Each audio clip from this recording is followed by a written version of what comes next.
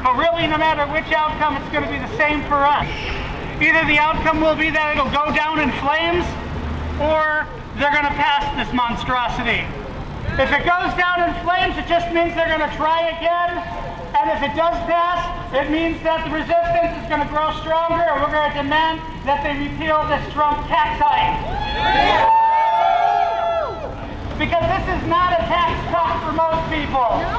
In fact, they figure somewhere between 70 and 95 million people will actually see a tax hike. And those people aren't going to be the wealthy 1%. It's not going to be the Ron Johnsons or the Donald Trumps. It's going to be the people that are standing right here at this courthouse. So no matter what happens, we all need to be ready to fight. We need to be ready to resist. So once again, simple message. Not one penny in tax cuts for the rich. Not one penny. Not one penny. Not one penny. Not one penny. Not one penny. Not one penny. Not one penny. Not one penny. Not one penny. Not one penny. Not one penny. Thank you. Let's give another one for Brian here, guys. All right, buddy. I know we're all real cold, so I'm trying to cut my speech down a little bit because you've already heard a lot of what's going on with this tax bill. But my name is Ian Gunther. I'm here today with the Democratic Socialists of America. I was a delegate with the National Convention back in August. I'm part of the Education Committee with our local chapter. It's good to see everyone here today on this cold day. People are ready to tackle the problems working people face in our country, and of course, right here in our city of Milwaukee. I'm here to warn you, our problems are only going to get worse if this tax bill gets passed. The last year has been deeply troubling for all of us. We've seen a new wave of erosion take hold in our country. We've had to band together to defend immigrants, women, our civil rights, and more. But let me ask, how many of you work for a living? Yeah. How many of you have difficulty making ends meet in this country? These questions cross every identity line that we have taken to the streets for in the past year. So like I said, I'm going to skip on because we got a lot of information already out. So remember, if you got health insurance through Obamacare, you better hope you don't get sick, because as a result of this bill, 13 million people are going to lose their insurance. Premiums are going to skyrocket for everyone. And that just goes to show, this isn't a tax reform at all. Here's what I would like to call it, theft. Theft on a massive scale that transfers the hard-earned income of millions of working people, like us, to a small handful of billionaires. People who think that this is their country, that they are our landlords, and that we are their tenants. This tax bill gives us nothing, and it gives them everything. Who benefits from this? Landlords like Donald Trump, Jared Kushner, Bob Corker, they're going to see millions of tax cuts for their real estate scams. Here's another, multimillionaires who are interested in their wealth, who didn't work for it at all. They just inherited it. They're going to see a gigantic cut in taxes to the estates. It all adds up to the largest tax cut to the wealthiest 1% in American history. Who's going to pay for it, though? We are. Hell yeah, we are. To enrich themselves and their donors, Paul Ryan, Ron Johnson, and their friends and donors have put together a 3-step plan to defraud us of our basic necessities. Step 1. They're going to look at that. They're going to stick a knife into the budget and make it bleed. Through the deficit, this tax bill will lead a hemorrhaging of the federal budget to the tune of over $1 trillion. Yeah! Step 2. They're going to look at that step and say, that looks like a spending problem. Too much government spending on an ineffective program. Step 3. Ready for this? They'll say the only way to heal